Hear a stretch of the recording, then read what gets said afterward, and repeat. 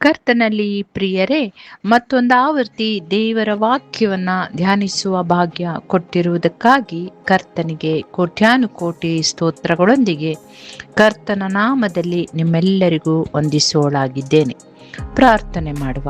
ಕರ್ತನೆ, ಶರಣನೆ, ನನ್ನ ವಿಮೋಚಕನೇ, ನಮ್ಮ ಹೃದಯದ ಮಾತುಗಳು, ಹೃದಯದ ಧ್ಯಾನವು ನಿನಗೆ ಸಮರ್ಪಕವಾಗಿರಲಿ. ಆಮೇನ್. ಕರ್ತನಲ್ಲಿ ಪ್ರಿಯರೇ, ನಾವು ಈ ದಿನ ಸತ್ಯವೇದದಲ್ಲಿ ನಾವು ಕಾಣುವ ಉನ್ನತ ವ್ಯಕ್ತಿಗಳ ಗುಂಪಿನಲ್ಲಿ ನೋಹನ ಬಗ್ಗೆ ಈ ಬಾರಿ ಧ್ಯಾನಿಸುವ.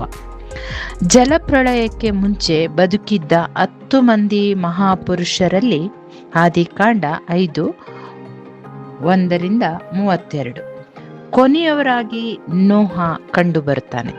ಆದಾಮನ ವಂಶದಲ್ಲಿ ನೋಡುವುದಾದರೆ ಸೇತನಿಂದ ಪ್ರಾರಂಭವಾಗಿ ಲೆಮೇಕನ ಮಗನಾಗಿ ನೋಹ ಹುಟ್ಟುವ. ನೋಹನ ತಂದೆಯಾದ ಲೆಮೇಕನ ಮಾತು ಒಮ್ಮೆ ಕೇಳಿ ಪ್ರಿಯರೇ. ಆದಿಕಾಂಡ 5:29 ಕರ್ತನು ಶಪಿಸಿದ ಭೂಮಿಯಿಂದ ನಮಗೆ ಉಂಟಾದ ಕೈ ಕಷ್ಟದಲ್ಲಿಯೂ ಶ್ರಮೆಯಲ್ಲಿಯೂ ಈ ಮಗನು ನಮ್ಮನ್ನು ಉಪಶಮನಗೊಳಿಸುವನು ಎಂದು ಹೇಳಿ ಆ ಮಗನಿಗೆ ನೋಹ ಎಂದು ಹೆಸರಿಟ್ಟನು. ನೋಹ ಎಂದರೆ ಉಪಶಮನ.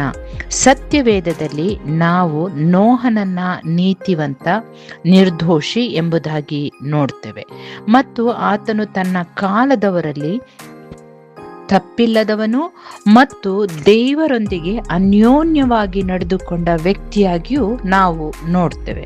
ಆ ಕಾರಣದಿಂದ ನಿರ್ದೋಷಿ ಎಂಬುದಾಗಿ ಗುರುತಿಸಲ್ಪಡುವ ಪ್ರಿಯರೇ, ನೋಹ ಭ್ರಷ್ಟ ಮತ್ತು ಹಿಂಸಾತ್ಮಕ ಪ್ರಪಂಚದ ನಡುವೆ ದೇವರೊಂದಿಗೆ ನಂಬಿಗಸ್ತನಾಗಿ ನಡೆದುಕೊಂಡಿರುವ.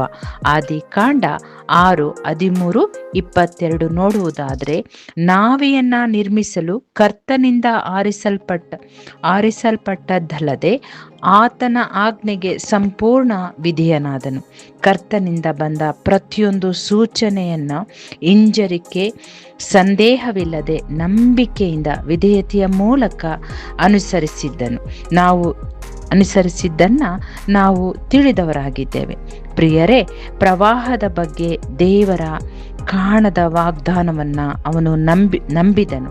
ನಾವು ಹೊಸ ಒಡಂಬಡಿಕೆಯಲ್ಲೂ ಆತನ ನಂಬಿಕೆ ಇಬ್ರಿಯರಿಗೆ ಬರೆದ ಪತ್ರಿಕೆ 11:7 ನಾವು ನೋಡುವವರಾಗಿದ್ದೇವೆ.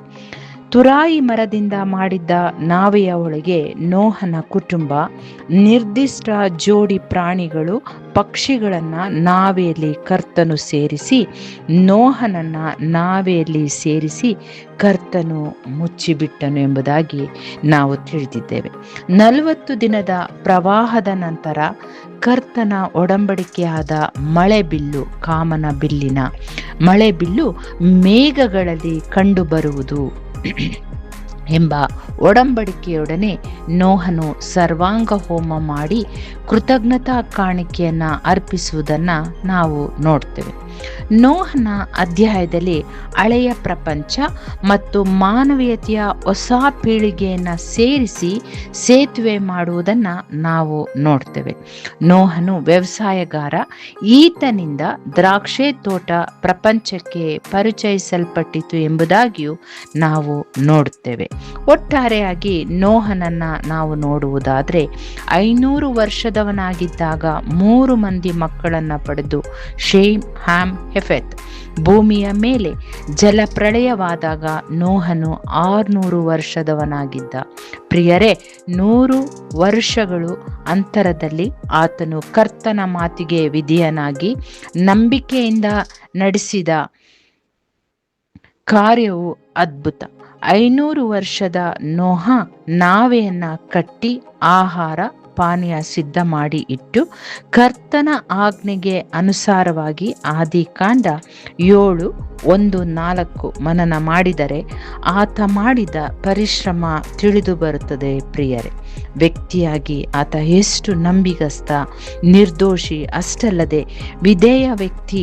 ಪ್ರಳಯದ ನಂತರ 350 ವರ್ಷ ಬದುಕಿ ಸತ್ತ ಎಂಬುದಾಗಿಯೂ ನಾವು ನೋಡ್ತೇವೆ ಆದಿಕಾಂಡ 9:28-29. ಕರ್ತನ ಆಶೀರ್ವಾದಕ್ಕೆ ಅನುಸಾರವಾಗಿ ಹೊಸ ಸಂತತಿ ನೋಹನ ಮಕ್ಕಳಿಂದ ಪ್ರಾರಂಭವಾಯಿತು.